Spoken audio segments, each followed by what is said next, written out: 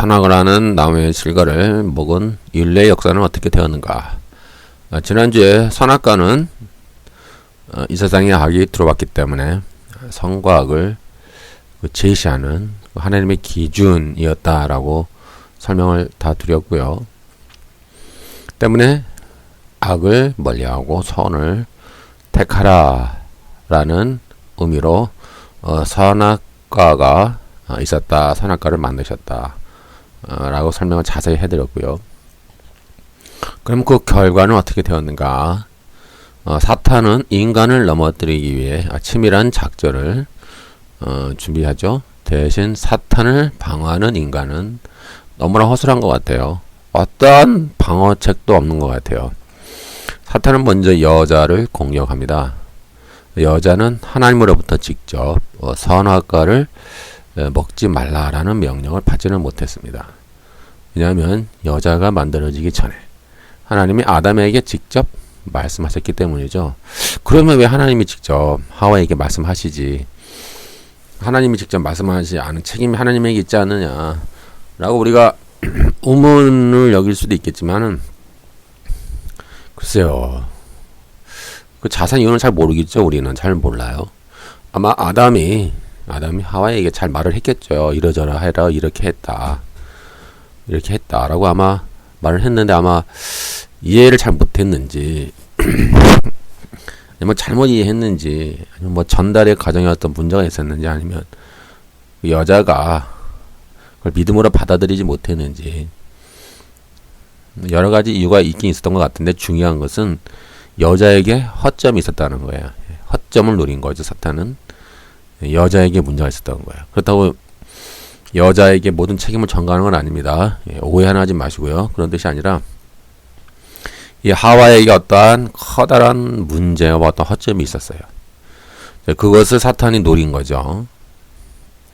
사탄의 본질은 간교함입니다. 사탄은 교활하며 간사하고 거짓에 능통합니다.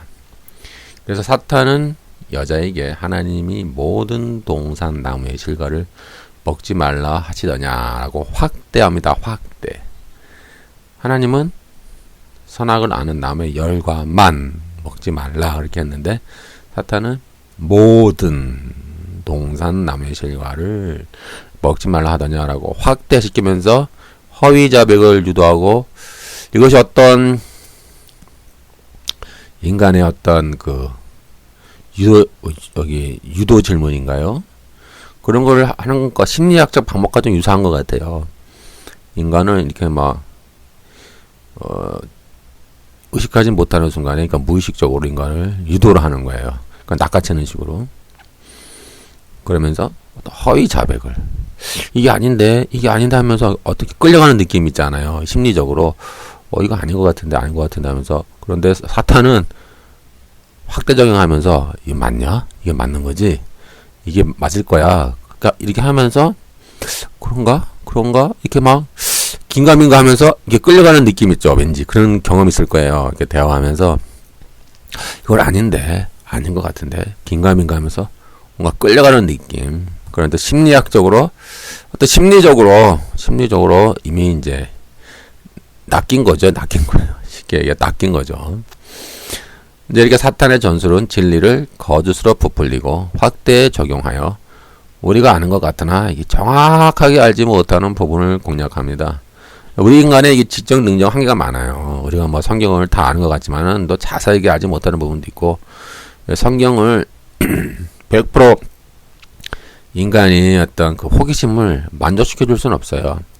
근데 이단들은 이것을 잘 이용을 해 먹어요. 이단은요, 인간의 호기심을 잘 알기 때문에 보통 우리가 잘 설명을 못하는 부분들이 있잖아요. 그거 디테일하게 설명을 해 나와요. 비유풀이를 통해서. 이단들의 특징은 비유풀이와 같은 그런 자기들만의 그 성경 해석 방법이 있어요. 그래서 뭐 알레고리 아니면은 은유, 메타포 그런 걸 사용해서 서로 막 엮어 나가요. 이것저것 막 성경 구절을 엮어 나가서 지들끼리 확대 해석하는 거예요. 그러니 보통 미혹당하는 사람들이 딱 들을 때는 그럴듯한 거예요. 맞는 것 같은데 진짜 기가 막힌데 우리가 지금까지 교회에서 못 들어본 얘기인데, 한 번도 못 들어본 얘기인데 여기는 잘 가르쳐주네. 진짜 이게 맞는 거가 봐 라고 우리가 믿게 되는 거예요. 이단들이 다 그렇게 넘어가는 거죠. 여자는 대답을 하긴 하지만 정확하게 대답은 안 해요. 그냥 뭔가 허점이 있죠. 아는 것 같기도 하고 아닌 것 같기도 하고, 알긴 아는데 뭔가 약간 긴가민가 하는 그런 것과 같은 거 때문에 거짓을 부풀리고 확대 적용하는 이 사탄의 전술에 넘어갔어요. 낚인 거죠. 동산의 중앙에 나무 실과라고 말하게 됩니다.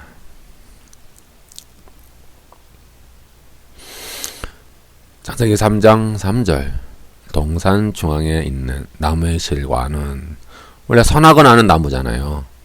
선악을 아는 나무인데 동산 중앙에 있는 나무의 실과는 이렇게 말해버리면 이게 생명나무도 포함될 수도 있는 거예요. 동산 중앙에 생명나무와 선악을 아는 나무가 같이 있으니까. 그러니까 이게 좀 뭔가 알듯 말듯 긴가민가 하는 그러한 허점이 많이 있었죠. 그래서 동산 중앙에 있는 나무의 실과는 하나님의 말씀에 너희는 먹지도 말고 만지지도 말라. 너희가 죽을까 하노라 하셨느니라. 이것도 죽을까 하노라. 먹지도 말라, 먹지 말라고 하셨지 만지지도 말라라는 말씀은 안 하셨거든요. 근데 만지지 말라라는 말을 넣어버렸어요. 그리고 정령 죽으리라라고 그랬는데 죽을까, 죽을 수도 있겠다, 이런 가능성, 어떤 하나님은 반드시 죽는다라고 했는데 하와는 죽을 수도 있다. 아마 이렇게 이제 해석을 한 거예요. 그러니까 뭔가 문제가점이 많이 드러나게 됐죠. 우리도 그런 것 같아요. 우리도 하나님 말씀을 알긴 아는데 근거 같기도 하고 아닌 것 같기도 하고, 이 말이 맞는 것 같기도 하고 아닌 것 같기도 하고. 그걸 이단이 잘 이용하잖아요. 이단은 교회 다니는 사람을 제1의 타겟으로 하잖아요. 그것도 약간 정확하게 아는 사람이 아니라 약간 어리숙하게 아는 사람, 하와와 비슷한 사람들. 조금 들어서 알긴 아는데 그렇다고 정확하게 아는 것도 아니고 아예 모르지도 않고 조금 들은 게 있어서 알긴 아는데 그렇다고 또 정확하게 알지도 않고, 알 듯 말 듯 모를 듯 알 듯 모를 듯, 그런 사람들이 제일 먹기 쉬운 사냥감이에요. 이단들이 그런 사람 노린다고요.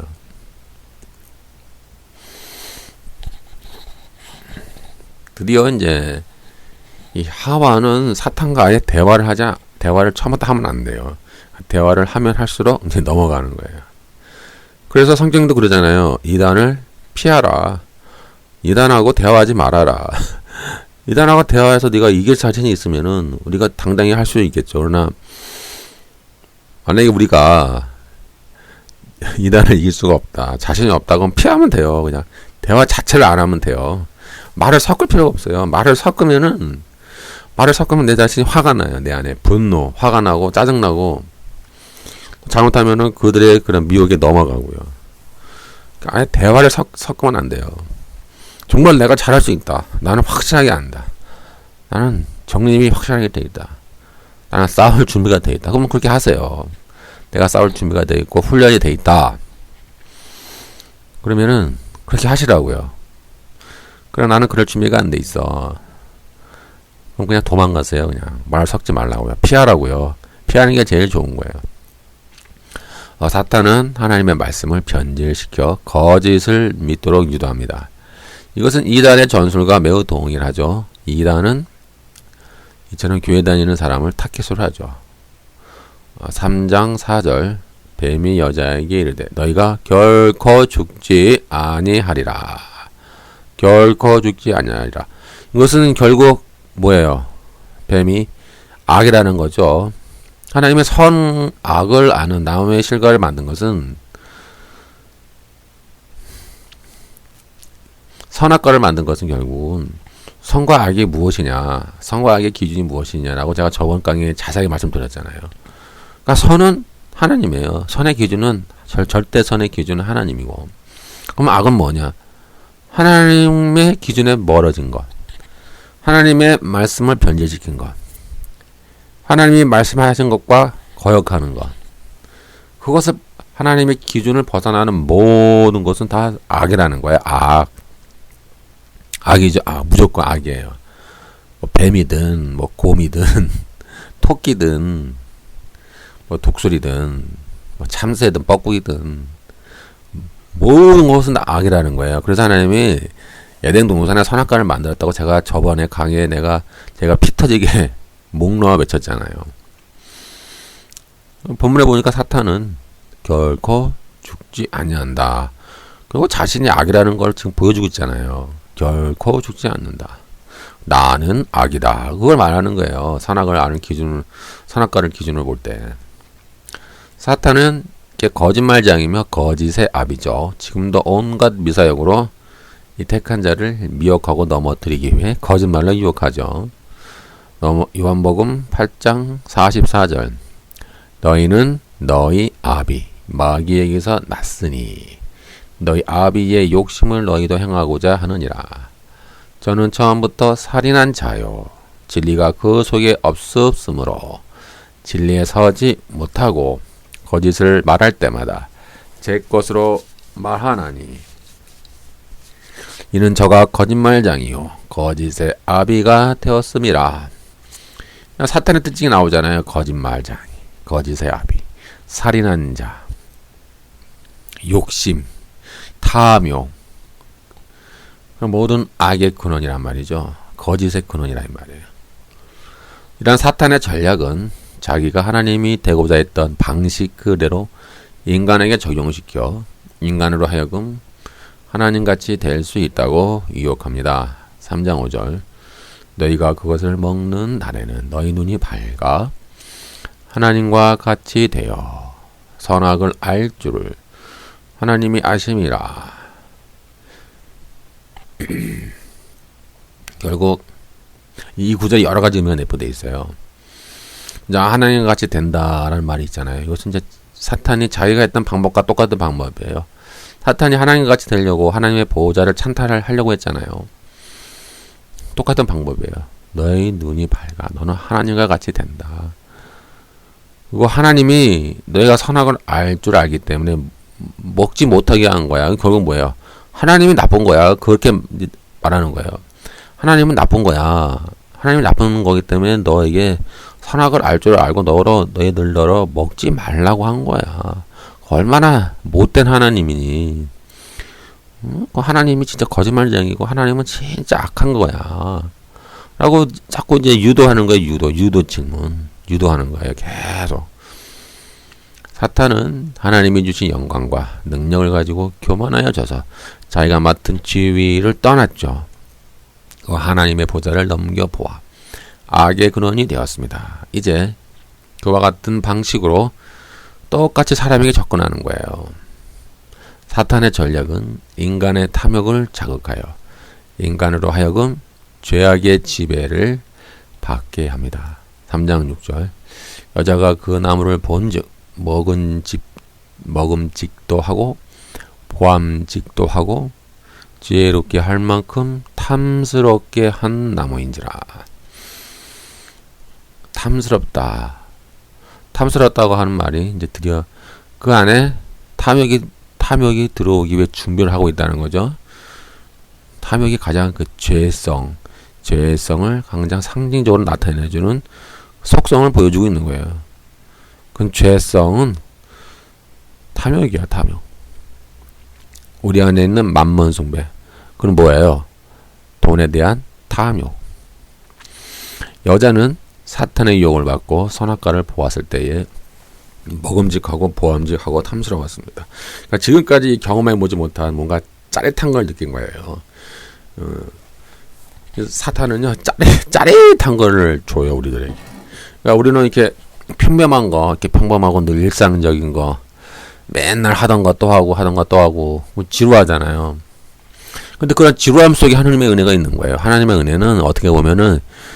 지루함 속에 죽어지는 거예요. 맨날 똑같은 일상, 똑같이 먹고 마시고 매일 반복되는 일상 속에 하나님의 은혜가 임하는 거예요.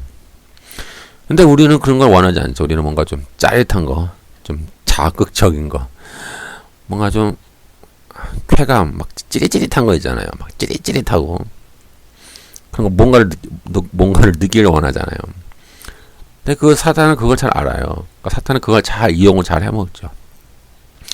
그래서 사탄은 지금까지 경험해보지 못한 탐욕의 느낌들이 이 혈관을 타고 온몸으로 퍼질 때에 이 쾌감이 더해지도록 유도해요. 쾌감이 막 더해지면서 또 먹지 말란 하나님께 대한 그 불신이 더 커지죠. 아, 진짜 하나님 나쁘네. 정말 나쁜 하나님이야. 아, 왜 그렇게 할 수 있을까? 정말 못됐어. 하나님 정말 못됐어. 이렇게. 그리고 먹으라고 한 사탄에 대한 신뢰감이 커지는 거야. 야, 저 사탄은 정말 하나님이 나에게 보내주신 선물인가 봐. 야, 저 사탄은 하나님이 나에게 준 귀한 선물이고 하나님의 뜻이 담겨 있나 봐. 여러분들이요, 이단에게 미혹될 때 이단들은 어떤 팀 플레이로 접근을 해요. 여러분들에게. 그래서 여러 사람이 이렇게 배우의 역할을 연기를 해요. 그래서 여러분들과 우연을 가장한 필연적 만남을 연출을 해요. 그래서 집사님, 아무개 성도님 혹시 무슨 교회 다니지 않으세요? 혹시 이런 일 때문에 고민하지 않으세요? 그러면 어떻게 하셨어요? 그러면 제가 기도하다가 환상을 봤는데요. 아니면 제가 꿈에서 하나님의 계시를 받았는데요. 뭐 이런 식의 접근을 하는 거예요. 그럼 우리는 어떻게 생각해요? 하나님이 나를 도우시려는가 보다.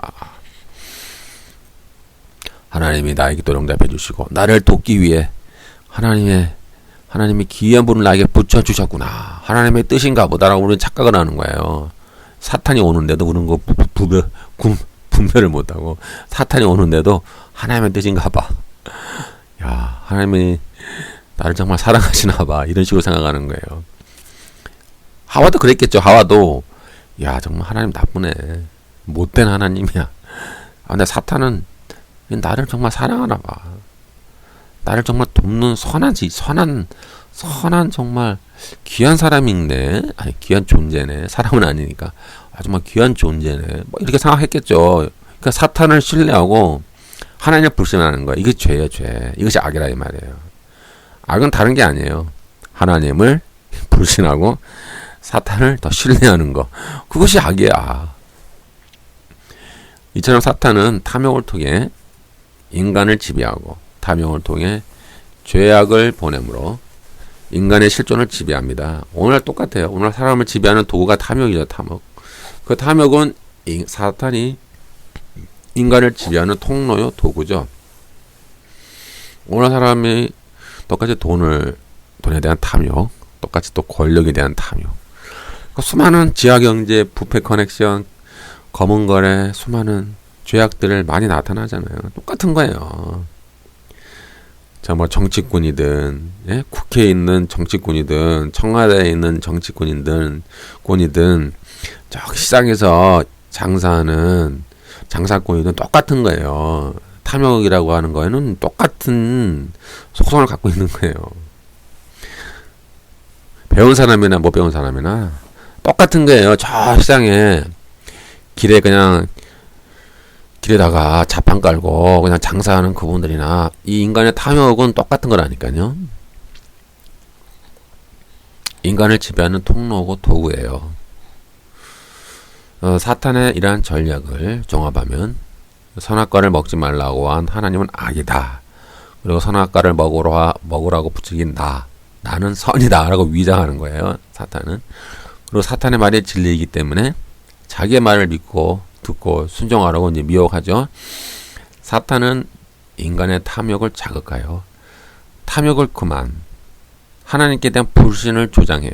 하나님 나쁜 거야. 하나님 악해. 못됐어. 그리고 탐욕을 허락하는 사탄 자신에 대한 신뢰감을 갖도록 미혹하죠. 이것이 바알신과 똑같아요. 바알신. 그러니까 사사기에 2장에 등장하는 바알신, 그리고 현대 교회 안에 우리 교회 안에 들어온 바알신앙의 속성은 똑같아요. 탐욕을 추구하는 거죠. 탐욕을 탐욕을 계속 이렇게 추구하는 거예요. 하나님을 어떤 번영을 주는 하나님, 긍정의 신학과 긍정의 믿음을 주는 뭐 하나님으로 이렇게 변질시키고 어떤 윤리를 망각하게 만들어요. 윤리가 중요하지 않아요. 또 성공하기 위해서 수단과 방법을 가리지 않아요.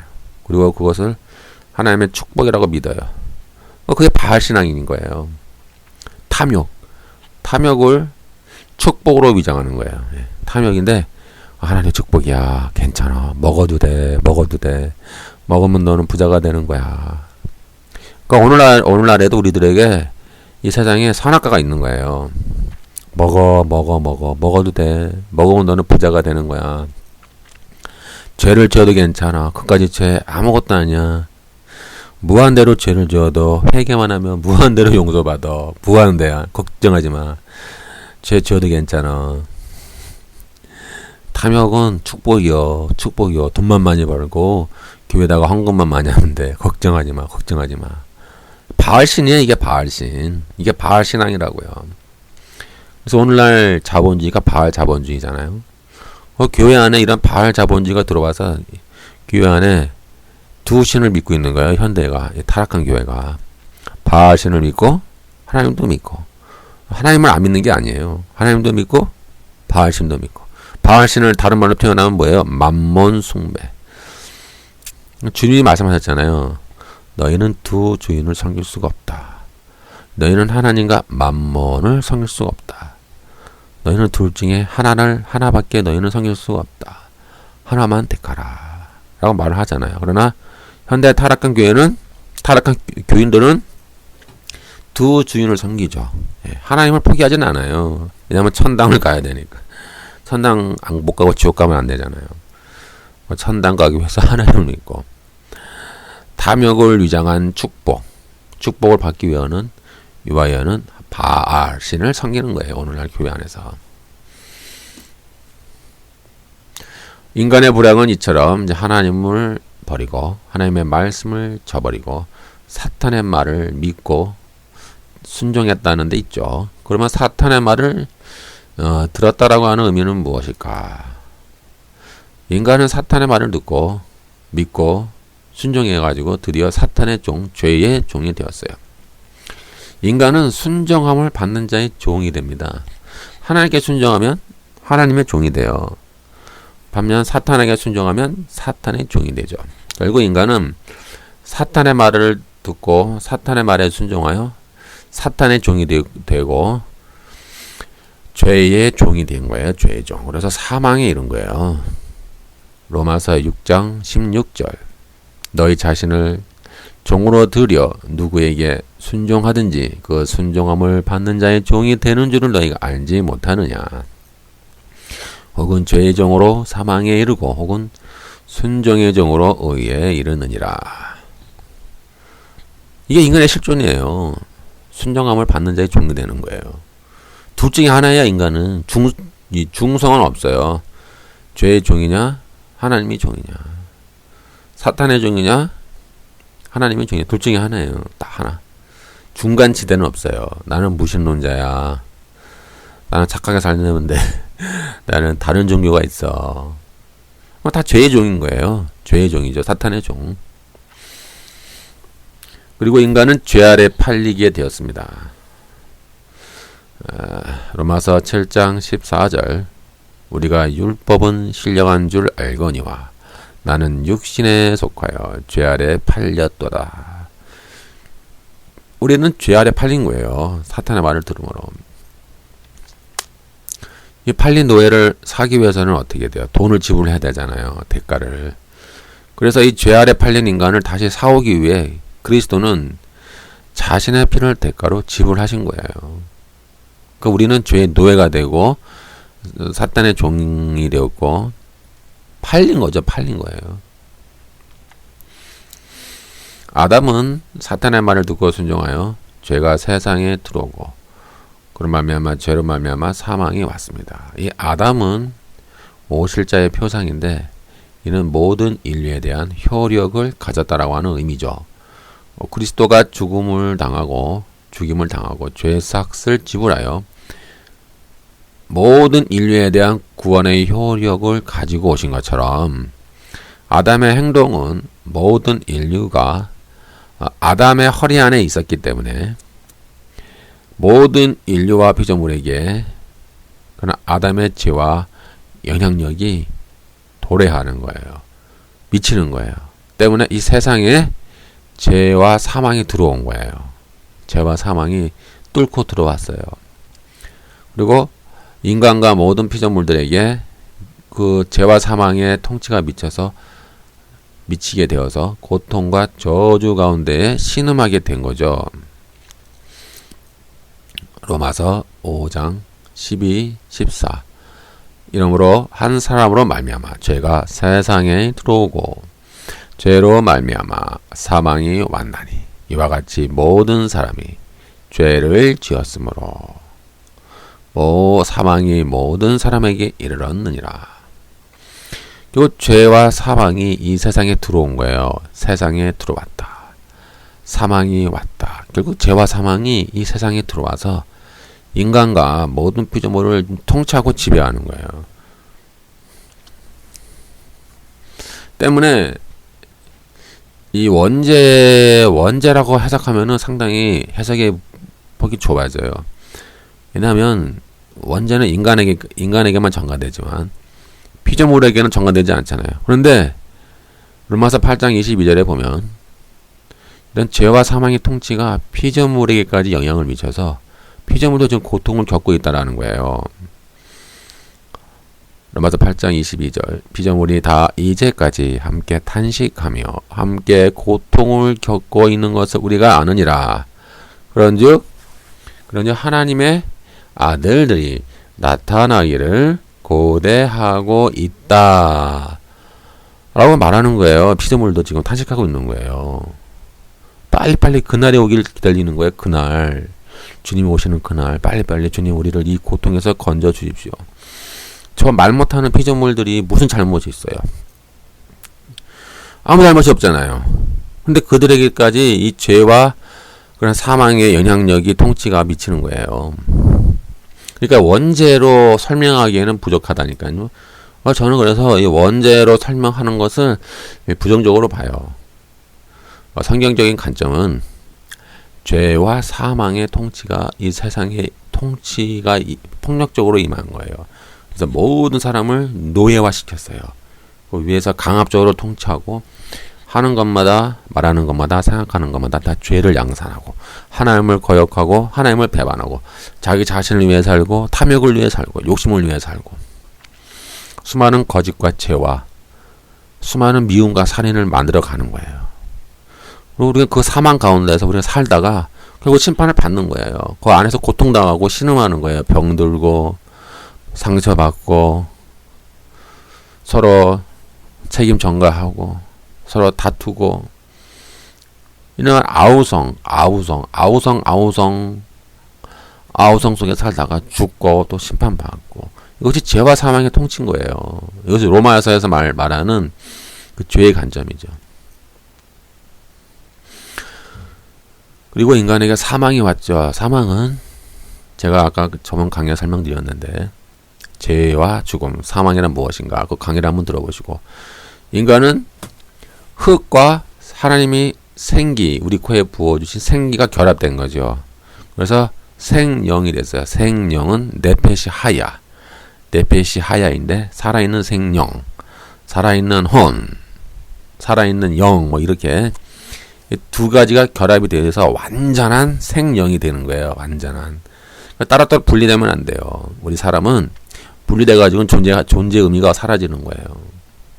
근데 사망이 오므로 이 네페시 하야가 정지되어 버리고 육과 생기가 분리가 돼 버리잖아요.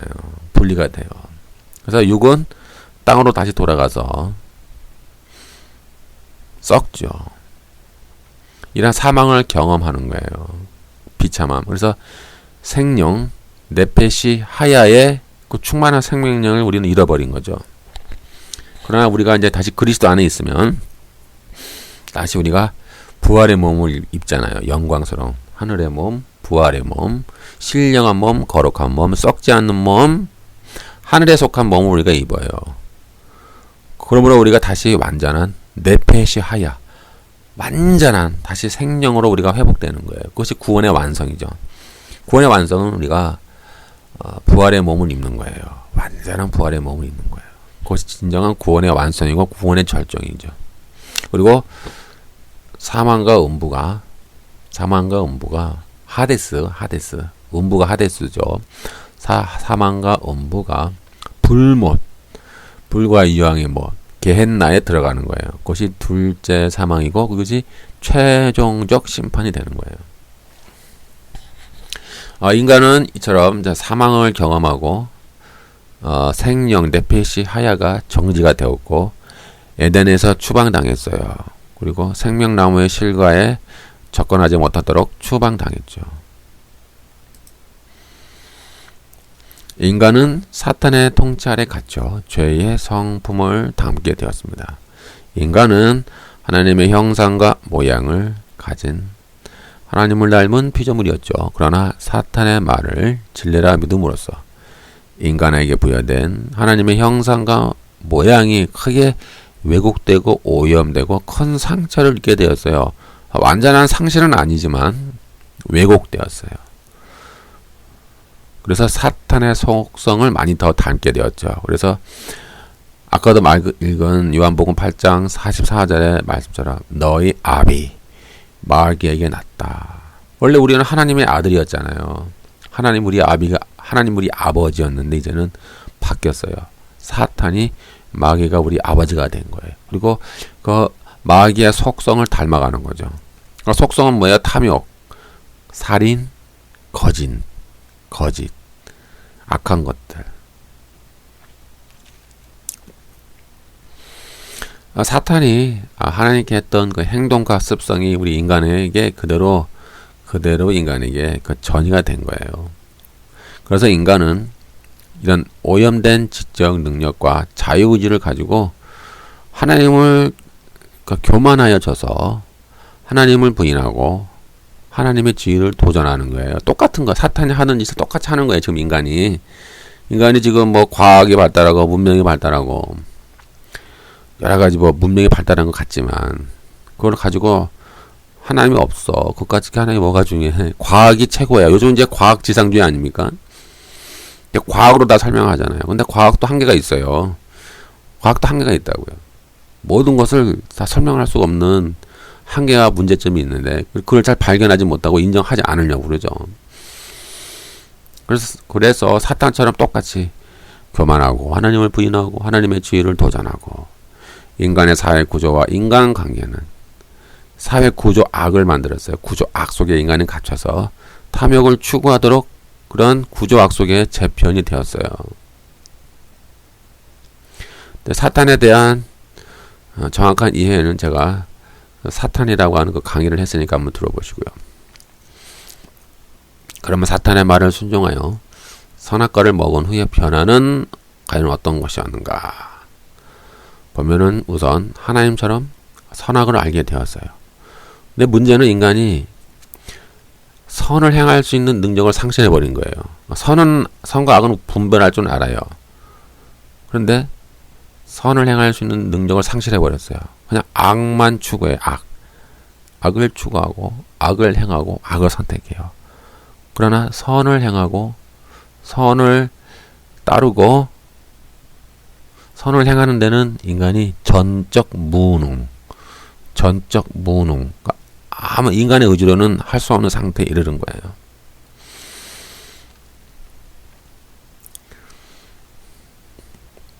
그래서 하나님이 이러한 인간을 이제 추방하죠. 에덴에서 추방시켜요.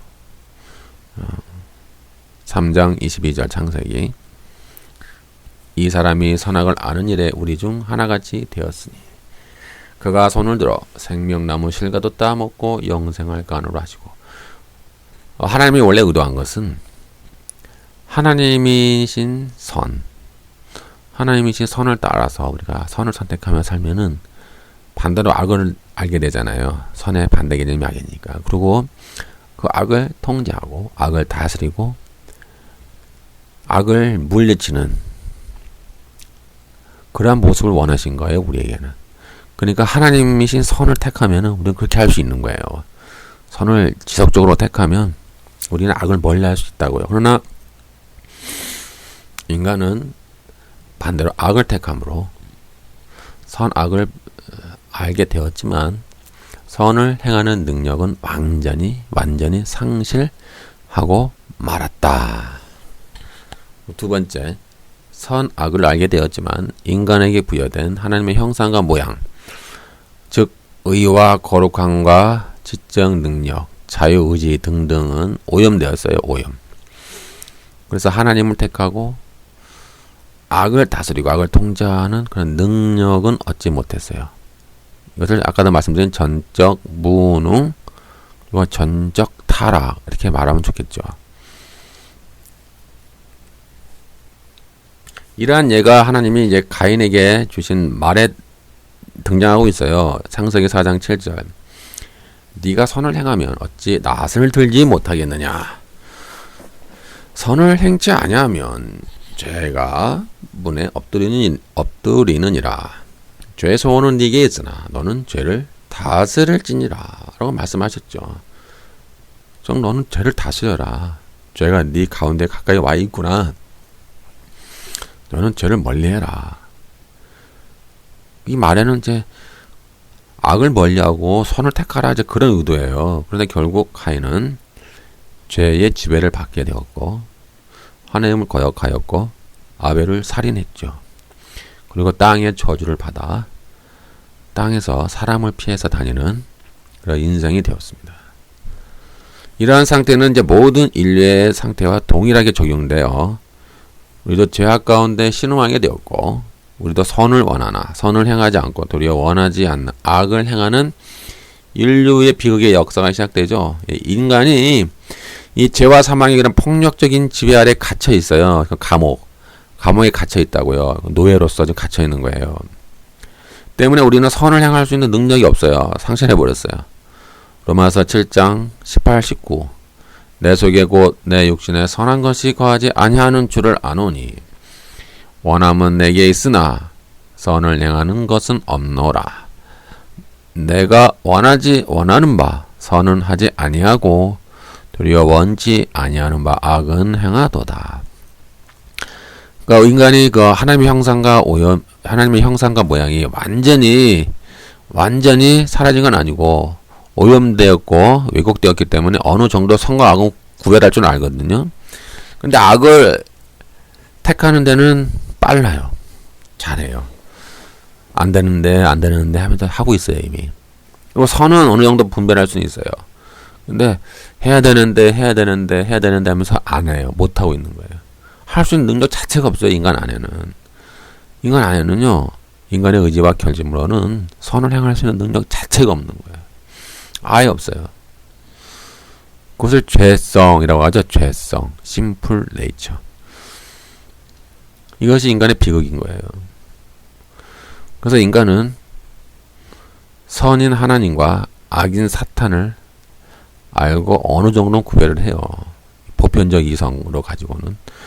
그러나 악을 선택하고 악을 지배받는 일에는 더 수월하고 선을 택하고 선의 다스림을 받는 일에는 무능하기 때문에 자신의 허물을 감추기 위해 선인 하나님을 부정하고 악인 사탄을 아름답게 포장하여 자기 자신을 합리화하는 그런 지경에까지 이른 거예요. 하나님이 인간에게 부여한 이 세상에 대한 통치권, 즉 땅을 정복하고 만물을 다스리라 라고 하는 이 명령이, 이 통치권이 사탄에게 순종함으로 말미암아 사탄에게로 넘어가서 사탄이 이 세상의 임금 노릇을 하게 되었어요. 근데 진짜 주인은 아니죠. 그냥 임금인 척 하는 거예요. 그러니까 사형 선고를 받은 임금 노릇하는 거짓된 자. 이미 사형 선고 받았잖아요. 집행 날짜만 기다리고 있고 임금인 척 하고 있는 거예요. 임금은 아니지만.